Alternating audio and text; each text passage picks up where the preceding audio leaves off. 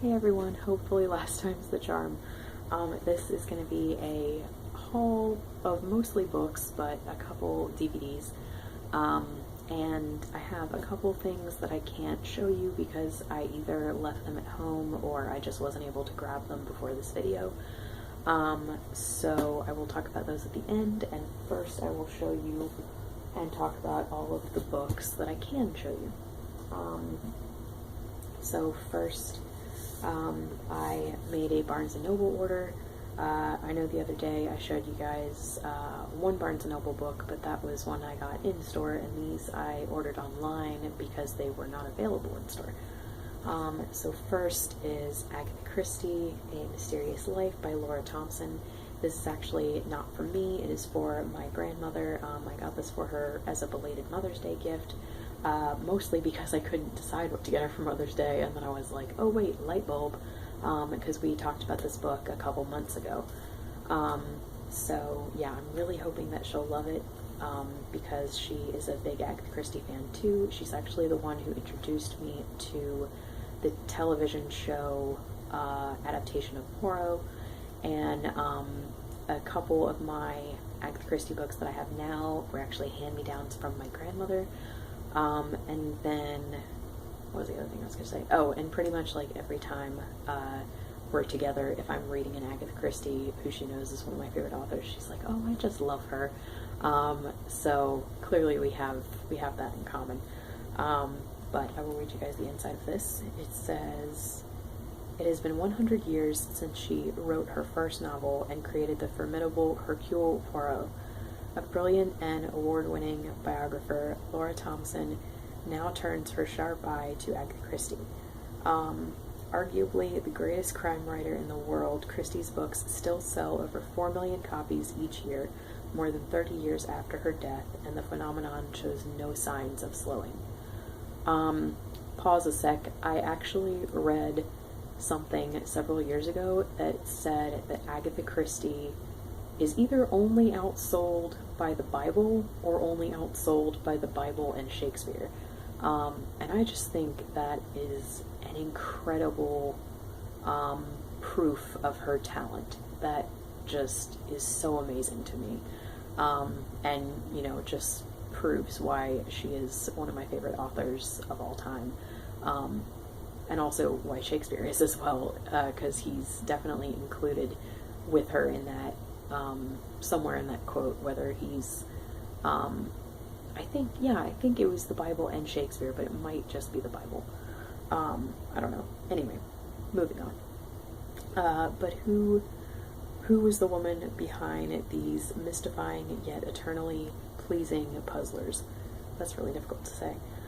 Thompson reveals the Edwardian world in which Christie grew up, explores her relationships, including those with her 2 husbands and daughter, and investigates the many mysteries still surrounding Christie's life, most notably her 11-day disappearance in 1926. And that portion of her life, or like the kind of mystery that still surrounds that, to me is one of the most fascinating aspects of Christie's life. And then it says, Agatha Christie is as mysterious as the stories she penned, and writing about her is a detection job in itself. With unprecedented access to all of Christie's letters, papers, and notebooks, as well as fresh and insightful interviews with her grandson, daughter, son-in-law, and their living relations, Thompson is able to unravel not only the detailed workings of Christie's detective fiction, but the truth behind this mysterious woman. Yeah, this sounds amazing, and I really hope my grandmother's gonna love it. And I would love to read this at some point in the future, like borrow it from her. But I think for me personally, I really want to read a lot more of her novels before I read about her life. And I also want to read some of her own nonfiction first, like some of the nonfiction that she wrote herself, before I read kind of another author's account of her. But yeah, this sounds amazing, and it's huge too, so that'll be fun. And I just really hope my grandmother loves it. Okay, next we have two Agatha Christie's. I thought that was a good intro for these. These I got for me because I am trying to read like 9 or 10 more Poirot's this year. I think I have 9 more to go in order to get to the Hercule Poirot's Christmas novel by December. And so these were 2 of the 3 on that list that I didn't own yet. This is book 14 and I'm already halfway through book 12, so this was a good timely purchase. And then this one is book 16, so another pretty good timely purchase.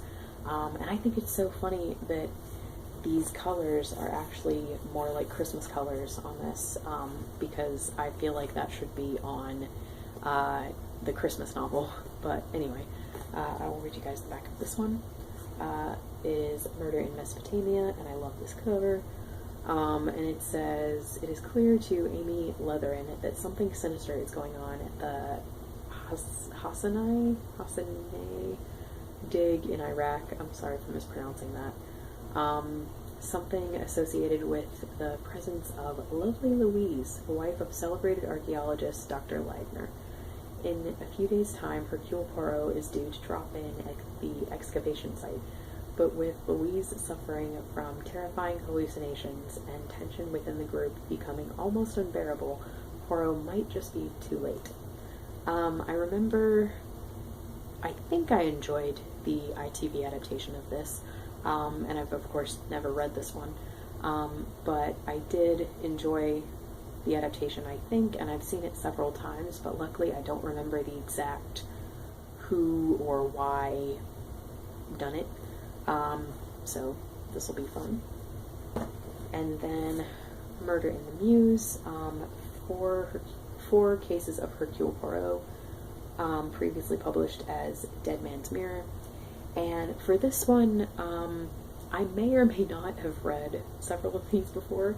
The 4 stories in here are Murder in the Mews, The Incredible Theft, Dead Man's Mirror, and Triangle at Rhodes. And I think at least 1 or 2 of those might be included in the audiobook collection for Poirot Investigates, which is narrated by David Suchet, but I'm not 100% sure. And the good thing is, if I have listened to them before, A, I don't really remember much about them, and B, I don't actually have a in-print edition of those stories, so this is great to have either way. And also either way, I have at least 1 story in here that I haven't read, so that'll be great. And so this summary says, how did a woman holding a pistol in her right hand manage to shoot herself in the left temple?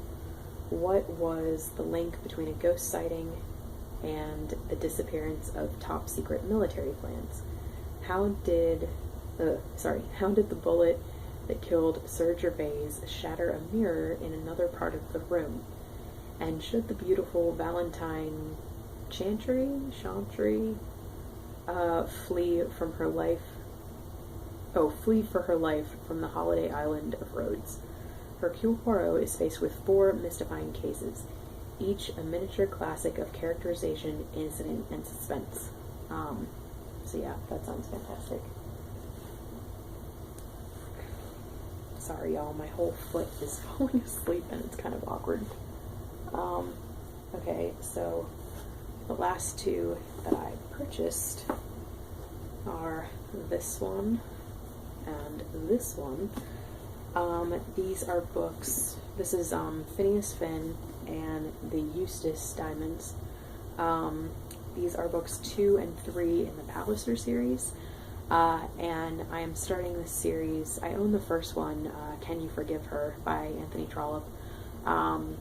And I'm starting the series with Katie from Books and Things, hopefully in July. I'm like 99% sure it'll be in July. And I'm hoping that I will definitely be finished with Chronicles of Barset, the last Chronicle of Barset before then.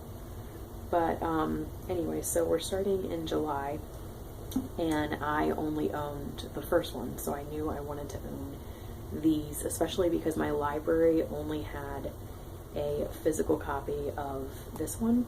But again, like, I love the Barsetshire series so much that I knew reading the Palliser series I would want to own them as we read them. And I think these covers are kind of weird but pretty cool. I kind of wish that they still had the old covers, but that's okay, because I think the old covers had people on them. But anyway, this one is Phineas Finn, and it has a pistol on it. I'm guessing because there's some sort of duel in this book.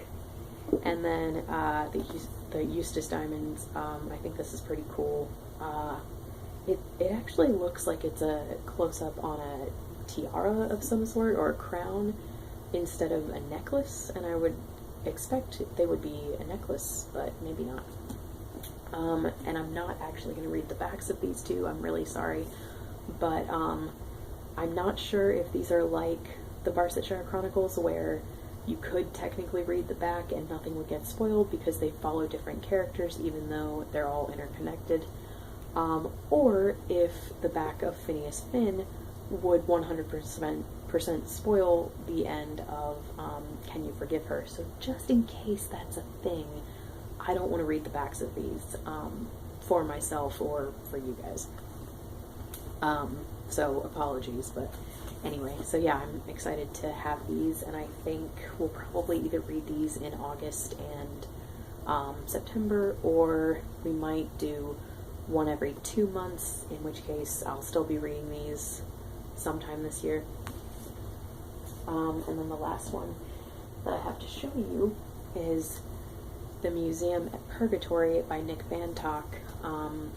Nick Bantock is one of my favorite writers. I mean, sorry, well, writers, yes, but also artists, specifically artists of all time.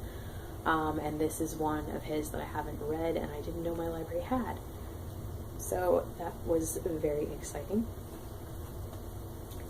And I will read you guys the inside. Hopefully this will work.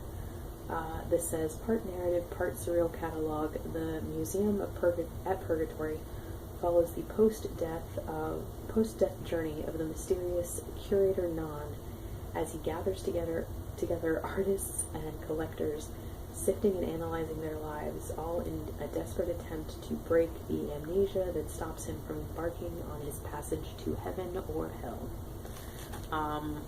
So yeah, this just sounds amazing. And this is a good segue into the ones that I can't show you that I got. I got Pharaoh's Gate, also by Nick Bantock. This is the 7th book in his Griffin and Sabine series, and I've really wanted to reread this series recently so that I could finally finish it, because I've never read, I own books 5 and 6, and then Pharaoh's Gate is book 7, and I've never read those final 3. Book 7 just came out last year, and it was a surprise book. I think everyone thought the series was over with the 6th book, so this was really cool that however many years later this one came out. So I brought all of my own copies of the previous books with me to read, and I have that one to read. And then I also got another one out of the library called Trickster's Hat, which is also by Nick Bantock, and it's his like memoir or autobiography about being an artist and like his inspiration and stuff. So I'm very excited for that. And then the last library book that I got was Texts from Jane Eyre by Mallory Ortberg, because I just check this out every couple of months. And then the 2 DVDs that I bought from the library were Prince Caspian, because that was missing from my collection. I used to have it and lent it to a friend, and it never made its way back to me, so I have that one now, yay. And then also Bright Young Things, which is actually an adaptation of Vile Bodies by Evelyn Waugh. I have the book and I want to read it, and the movie just looked like it had an amazing cast, and it was a brand new film, still never been opened, and these 2 were $1 a piece, so that was an like, of course I had to get those. So yeah, I think that's everything here. Yeah, I think I explained everything that I got. So let me know what you all think of everything I've talked about. And thank you so much for watching, and I will talk to you guys later.